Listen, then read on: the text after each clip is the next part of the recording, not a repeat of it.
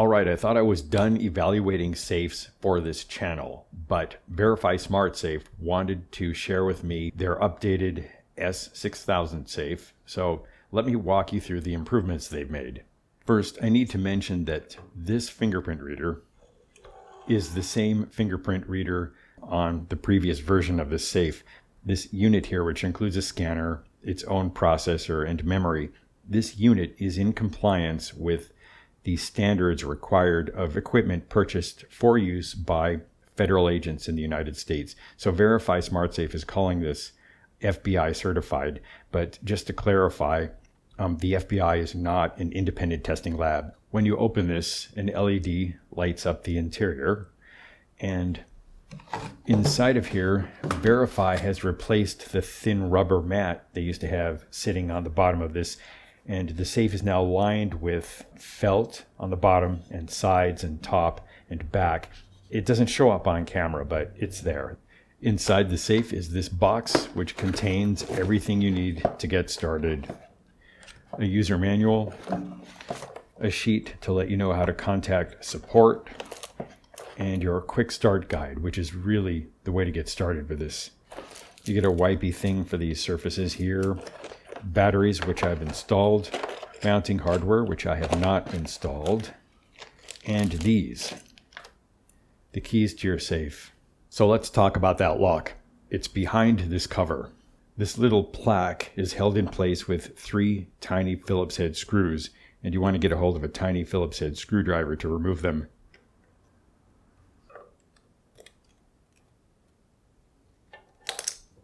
This is commonly referred to as a pagoda style lock because of the shape of the key. What I like about this lock is that there isn't any tool you can buy to shove down the keyway and jiggle this thing open, like these wafer lock jiggler keys, or this raking tool for cross locks, or this impressioning tool for tubular locks. However, you can pick these locks, and I picked one of these on camera before. Inside here is a set of discs that tend to slip this way and that when you try to set them. If you would like to own this and to make it more secure, take it to another level, I'm going to show you right now how to replace this lock. First, open the safe.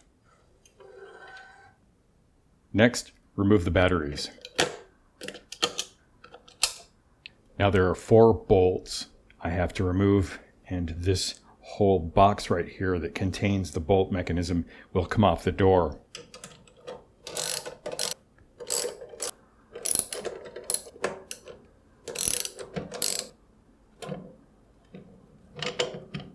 This wiring here could be an issue for someone if you're not confident that you could unplug this wiring and plug it back in place without damaging it.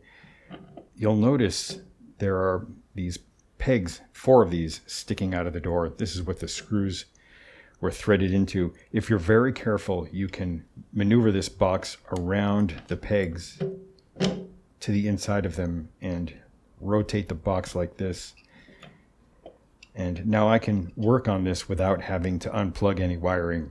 But I think I should stress that this project is for somebody who has some mechanical skills, you're comfortable working with locks, and you could, conceivably damage this wiring and know how to repair it. This is the lock. When you turn the key in this, that pulls this arm back and draws back the boltwork assembly. Right now it's in the open position, so I can't demonstrate that. Now this piece of hardware that is holding the lock, this is held in place by 4 screws on the other side. These are the screws right here.